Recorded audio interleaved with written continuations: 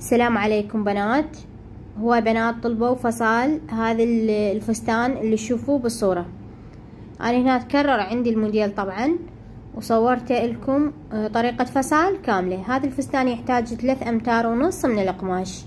طلعت نص متر للردانات، وهذه 3 أمتار طبقتها بهذا الشكل طبقة مثلثة على مود اطلع الدبل كلوش بهذا الشكل. وهذا اللي راح يبقى عندي جوا القطعة هذا طلع من عند الصدر والظهر بهذه الطريقة، يعني نطبق القطعة مثل طبقة الرابطة بهذا الشكل على 4 طبقات.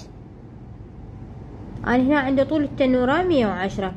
العرض مالت التنورة ربع القياس، لأن عندي القماش مطبوق على 4، ربع القياس عندي 28 سنتيم. يعني انتم تحددون قياس الخصر وتخلون الربع مالته على الزاوية مالت القماش من فوق. هذه اللي قصيتها هسه أنا بهذا الشكل. هنا قص الحاشية هذه مالت القماش اطلعها، والجهة الثانية ارجع افتحها. وطول التنورة عندكم شلون تحددونه؟ من بداية الخصر على 110، يعني حسب الطول اللي عندكم. انا عندي 110 يعني اخذها على داير ما داير الكلوشة واحدد بهذا الشكل. يعني تطلع عندي الكلوشة داير ما داير 110 الطول مالتها قياس واحد. من الخصر اخلي شريط القياس من الخصر وانزل على 110، افر الشريط واحدد على 110 بهذا الشكل. شوف القصة شلون صايرة عندي دائرية، يعني هاي دبل كلوش. وهذا اللي راح يبقى عندي جوا يطلع لي صدر وظهر. طبعا بنات على 110 هذه زبونة طويلة، يعني عندكم التنورة 110، الصدر الطول مالته 40 سنتيم، يصير الطول مو 150 نقول، لا اقل. يعني طول الفستان راح يصير، لان راح يروح من عنده بالخياط. بس هو فستان يعني يحب شوي بطول والزبونة طويلة، فانتم حسب القياس. يعني مرات التنورة تصير عندنا 100 ومرات 90، فحسب طول الزبونة. هسه هذا القماش اللي بقى عندي اطلع من عنده صدر وظهر. هسه هنا عندنا التنورة كملت، بعد بقى عندنا صدر وظهر وردانات. بنات هسه هذا القماش اللي بقى عندنا من 3 أمتار، هذا نطلع من عنده صدر وظهر. وهذا عندي نص متر، انا مكترتها من البداية لان هو الفستان يحتاج 3 أمتار ونص. هسه نبدي نفصل الصدر والظهر على الباترون اول شي، وبعدين على القماش، لان يحتاج باترون هذا الفصال. انا هنا راسمه قياسات الزبونه، فما يحتاج اعيدها وياكم ارسمها وياكم، ما يحتاج، لان هاي نفس الفصال اللي افصله وياكم كل مره. الفصالات يعني العاديه مو الرياضي نفسها، نفس القياسات تقريبا، فما يحتاج يعني كل مره نعيد من البدايه.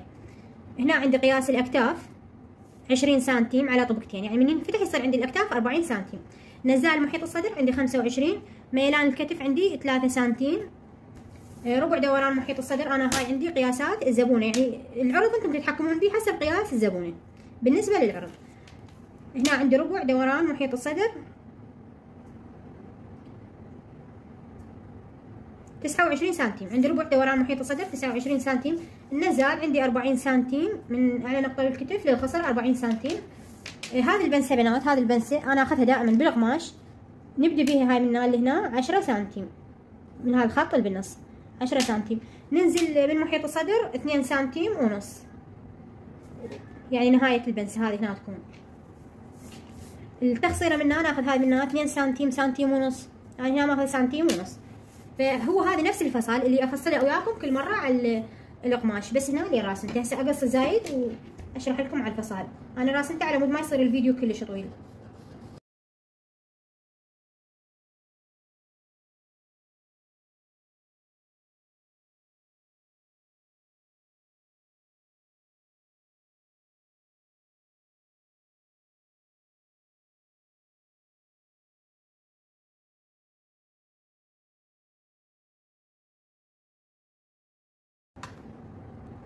هنا انا عندي هذه بقصة البرنسيس تصير ارسمها بهذه المسطرة، يعني تقدرون بيدكم وتقدرون بالمسطرة من نصف حفرة الردان بهذا الشكل.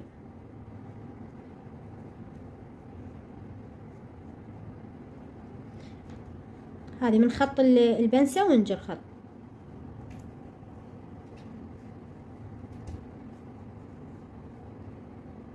هذا الشكل.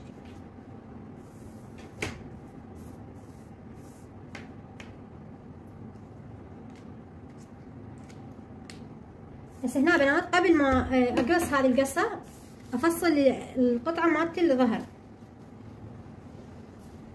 هذا القماش اللي بقى عندي من 3 امتار.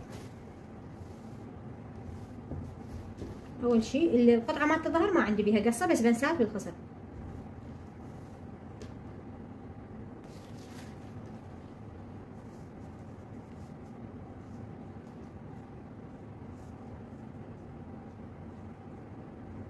هذه الجهة المطبوقة تكون عندي منها الجهة المطبوقة بهذا الشكل. هسه ابدي اقص. بسم الله.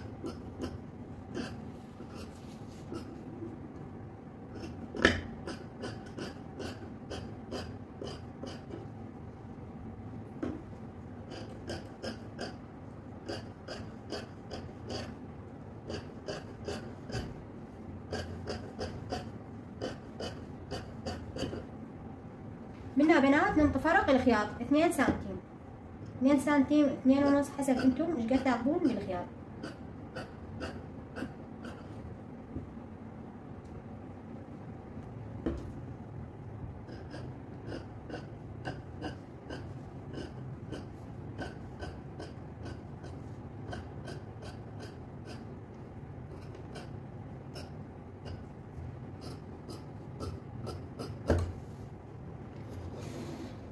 هسه شوفوا بنات هذه القطعة مالت الظهر فصلتها بهذا الشكل.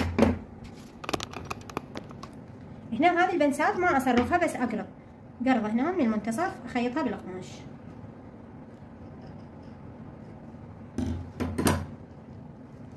هسه هذه القطعة مالت الظهر كملت عندي. هسه هذه البنسة اصرفها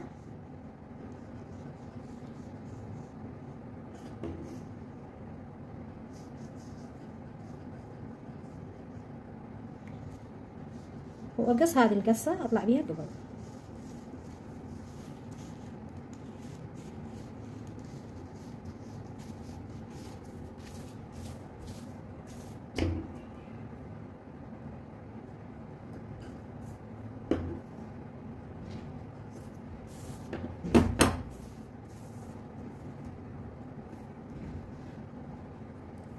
هنا بنات اخذ قياس حفرة الرقبة قبل ما اقص.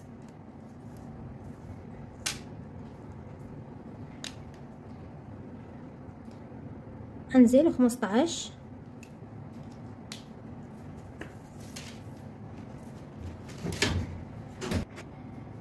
هنا ارسم حفرة الرقبة. حفرة الرقبة عندي 7 تصير بهذا الشكل.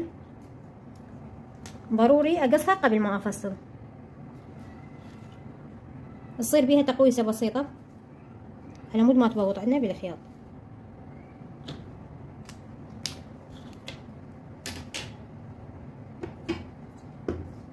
بهذا الشكل.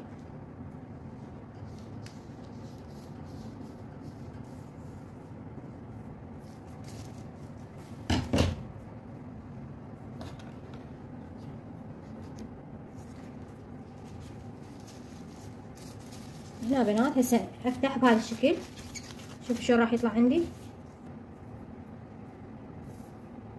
هذه القطعة راح اتخلص من عندها، يبقى عندي بس هذني القطعتين. ذني اسوي نفسهن بعد قطعتين ثانيات، نفس ذني القطعتين. هذه اشيلها بعد ما احتاجها منها اللي هنا. هسه شوفوا شلون راح اقصها. هسه بنات هاي من هنا لهنا اصعد 14 سنتيم. هذه 14 سنتيم واجر خط عدل. من هسه بنات اجر خط عدل من بداية حفرة الرقبة لنهاية 14 سنتيم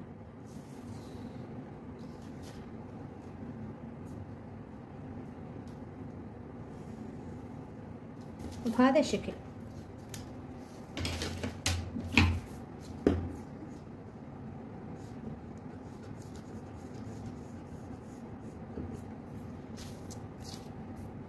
شوفوا بنات بهذا الشكل. هسه ذني القطعتين ذني من هنا مكانهن. شوفوا بهذا الشكل. ذني راح اتخلص من عندهن. افصل قطعتين ثانيات نفس ذني. هسه انا هذا خلي ارجع اثبتها بهذا الشكل.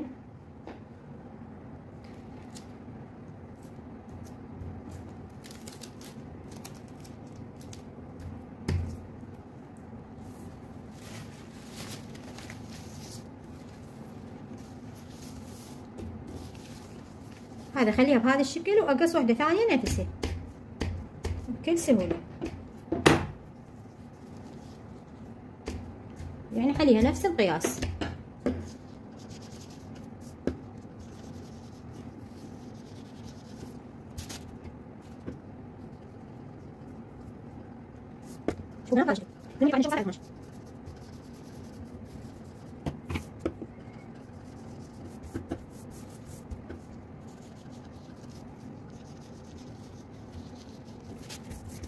هسه بنات عندنا هذه القطعة مالت الأمام نعدل عليها، يعني احنا نفسها فصلنا عليها القطعة مالت الخلف، بس هسه عندنا هذه القطعة مالت الأمام نعدل عليها شوية.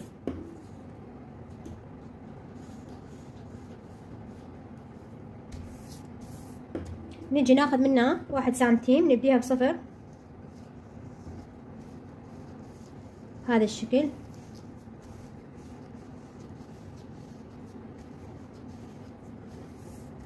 وبعدين على القماش اذا نريد ننطي زيادات للخياط. بالنسبه لقصه البرنسيسي ننطي على القماش الزيادات للخياط هذا الشكل، ومنه من الاكتاف ننزل 1 سنتيم نص سنتيم هذا الشكل. هسه هاي هنا كملنا عندنا القطعتين. شوف شو راح يصير عندنا الفصل. عندنا هذه القطعه الاولى راح تبقى مثل ما هي، وهذه القطعة الثانية. تجي عندنا هذه القصة تركب عندي هنا بهذه البنسة، وهذه القصة تصير عندي بهذه البنسة، يعني هاي راح تنفتح وهذه راح تنفتح.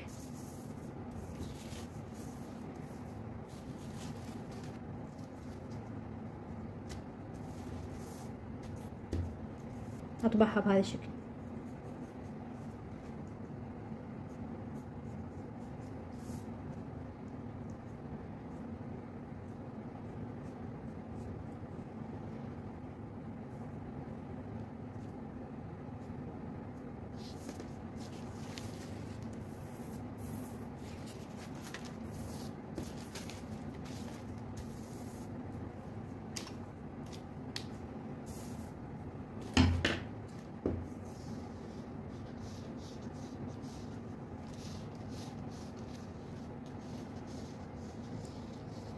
هسه خلها هنا شويه عندي ثابته بهذا الشكل. هذه القطعه بنات هذه راح تبقى مثل ما هي، وهذه القطعه عندنا راح ننطي بيها زياده للكسرات اللي تصير بالصدر.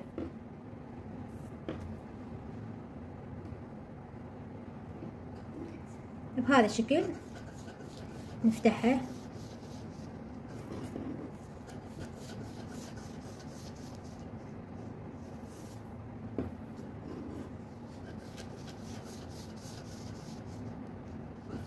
بعد. هاي انتم مش قد رايدين الكسرات تفتحون هذه الجهه، بعدين ترجعون هذا الفرق اللي تعطونه هنا للكسرات ترجعونه تكسرونه بهذا القياس. ايش قد عندكم هسه هذا القياس؟ 13 سنتيم، يعني هاي تنطون فرق. هنا عند القياس الاصلي لقصة الصدر 13 سنتيم، بعد ما اشرحها بهذا الشكل اسوي 26 سنتيم فرق للكسرات. على مود من اكسر يرجع القياس عندي 13 سنتيم. هسه راح افصل وياكم على القماش وتشوفون.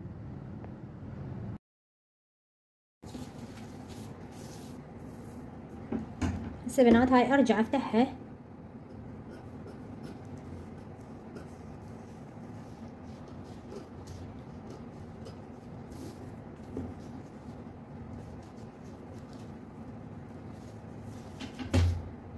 هذا الشكل.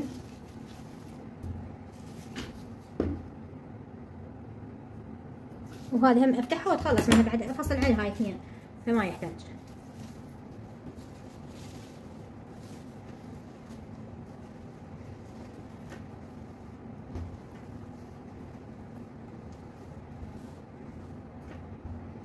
نجي هسه هاي اول قطعة،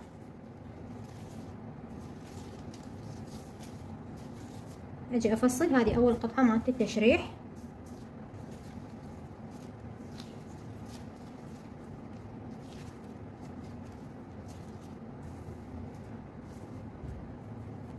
شوفوا بنات هي تصير عندي بهذا الشكل. بس انا هاي القطع بعدين اقصها. اول شي اقص هذه القطعة.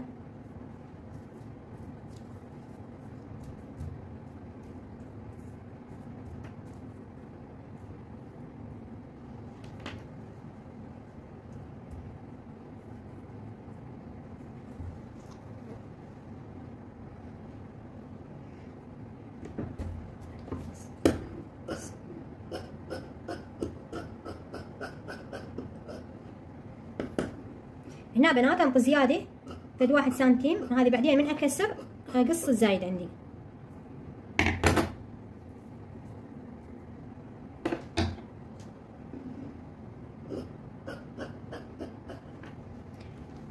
ومنها انطي 2 سنتيم للكفة، راح تكون بكفة.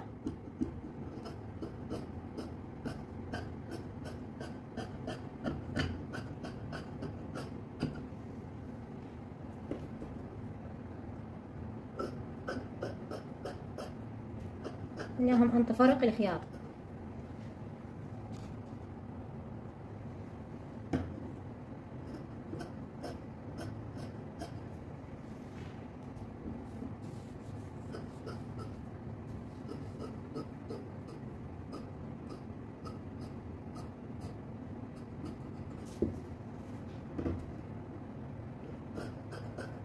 وهذه عندي الاكتاف لا اقص وياها.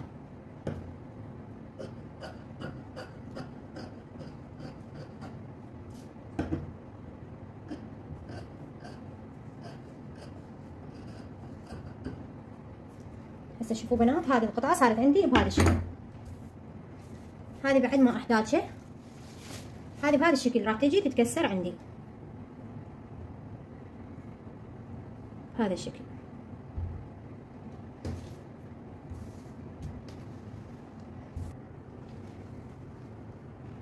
هسه بنات اجي هنا افصل القطعة الثانية، هذه اللي ما فيها كسرات، هذا الشكل.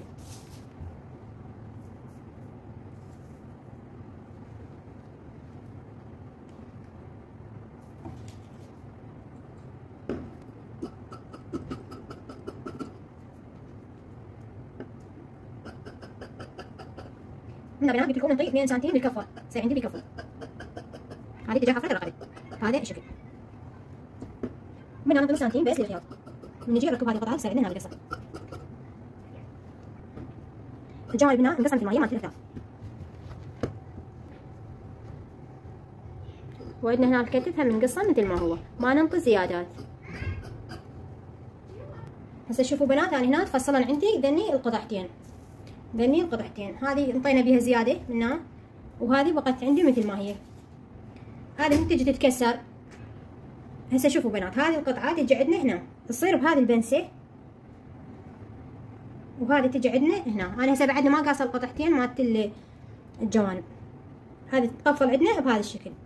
هذه زيادة اللي طيناها، شوفوا هذه تجي تتكسر عندي هنا بهذا الشكل، تسوي فد 4 كسرات بهذا الشكل لحد نهاية ال 14 سنتيم اللي طيتها هنا. تتكسر عندي كسرات وتترتب، وطبعا منها كفة يصير عندي عرض صبع بهذا الشكل.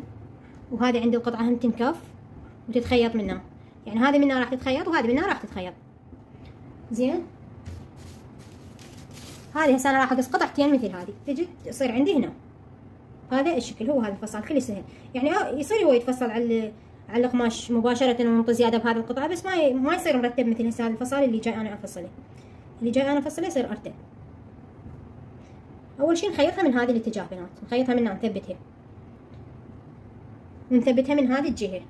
بعد ما نكف اول خطوة نسويها نكف ونثبتها من هذه الاتجاه على مود نعرف الزايد ايش قد راح يبقى عندنا. راح يتكسر عندي بهذه المنطقة، يتكسر عندي هنا هذا الشكل. هسه هذا القماش عندي اجي اسوي قطعتين من هذه. شوفوا بنات هذه هسه على مود ما يصير عندنا بيها نقص بالخياط، ننطي منها فد 1 سنتيم بهذه القطعة على مود من نجي نخيطها تطلع عندنا مضبوطة. هاي انا قصيت قطعتين بس من اجي افصل على قطعة واحدة، فما احتاج قطعتين.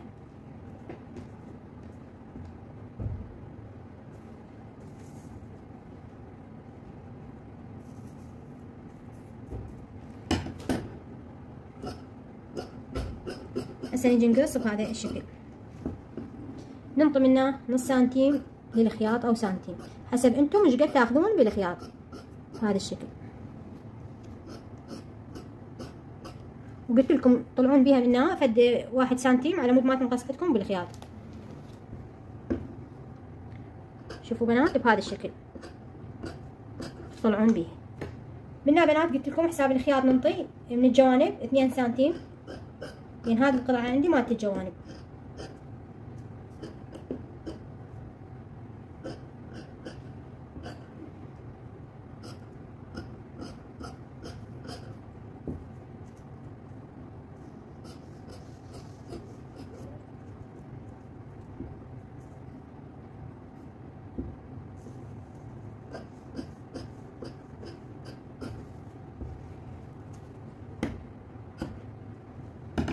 هنا بنات شوفوا خليت بيها زيادة على مود ما تنقص عندي بالخياطة. هسه هاي صارت عندي قطعتين.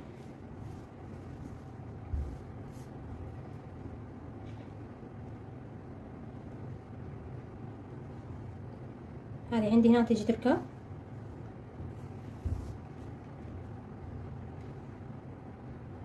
وهذا عندي هنا بعد ما تتكسر هذه القطعة.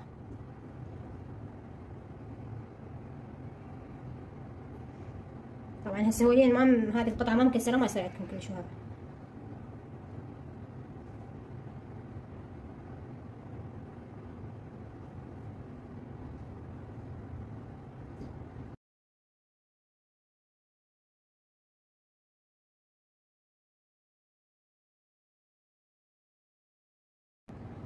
هاي هي بنات كمل عندنا الفصال. طبعا الاضاءة عاكسة على القماش مغيرة اللون مالته.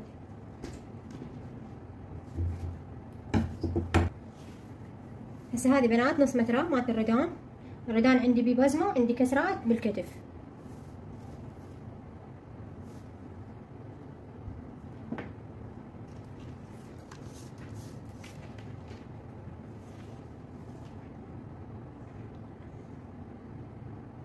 اول شي اجي احدد الطول، عندي بيه كسرات بالكتف فتاخذ اخلي هسه الطول 60 من غير البزمة.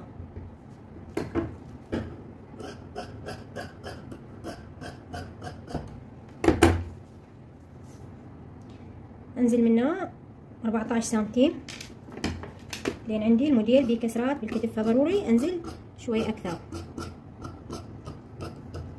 هذا الشكل.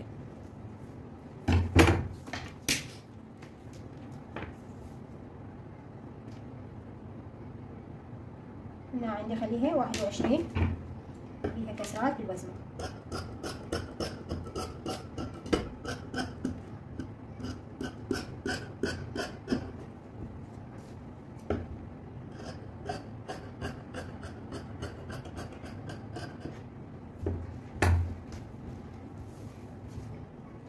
هسه نجي للبزمة.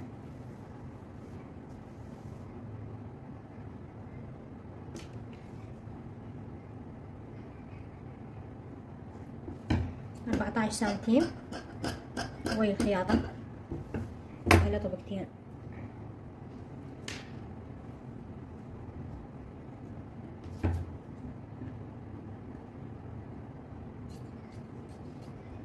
هذه راح افتحها بهذا الشكل يصير عندي بزمتين بهذا الشكل. فما راح تبقى هالعرض، راح اخذ من عندها بالخياط يعني تصفى عندي 12 سنتيم على طبقتين.